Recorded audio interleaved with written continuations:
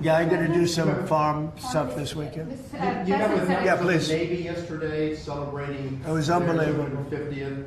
Can you talk about that? And as we get closer to America's 250th, you've initiated a prayer initiative as well. Yeah. Talk to me about both of those events and why they're so important, particularly the prayer initiative going forward to the. Well, we have, and we're dealing, as you know, with all of the different, and not just evangelicals, Christians. We're dealing with lots of different faiths, religions, and I felt for a long time that if a country doesn't have religion, doesn't have faith, doesn't have God, it's going to be very hard to be a good country. There's no reason to be good. I want to be good because you want to prove to God that you're good, so you go to that next step, right? So that's very important to me. I think it's really very important. And yesterday was amazing. We went out.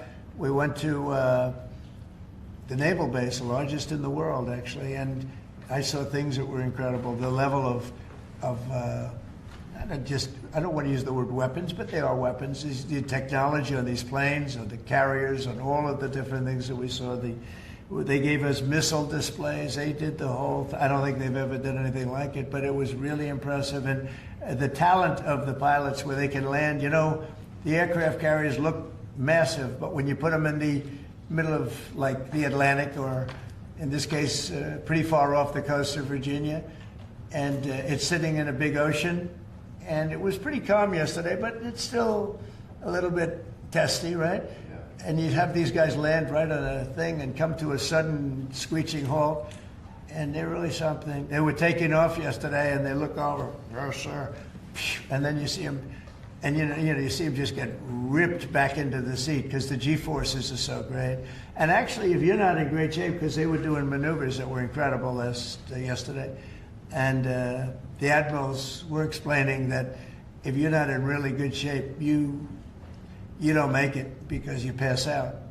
These guys, and women. I met some women pilots it's incredible what they're able to do. So we saw something that was great, and you saw the spirit, because we had for a couple of thousand. I think they had probably 22,000, largely sailors, all dressed in the most beautiful white. There wasn't a spot on any of those uniforms. I looked at them. It was just a wave of white.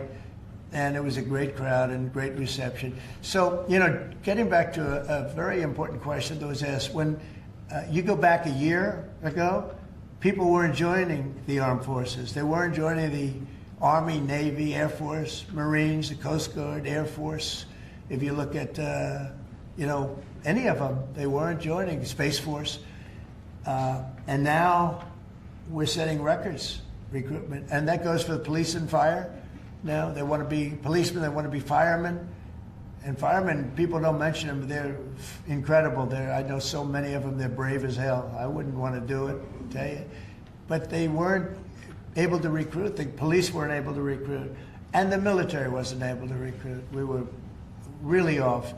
And I got elected, and it really started on November 5th. I got elected, and somehow the country developed a spirit. Financially, yes, but also with the military. And now we have record levels of people wanting to be in. Every force is filled. We have waiting lists to get into the Marines, to the Army, to the Navy, to the Air Force. We have Coast Guard. We have waiting lists to get in. It's amazing.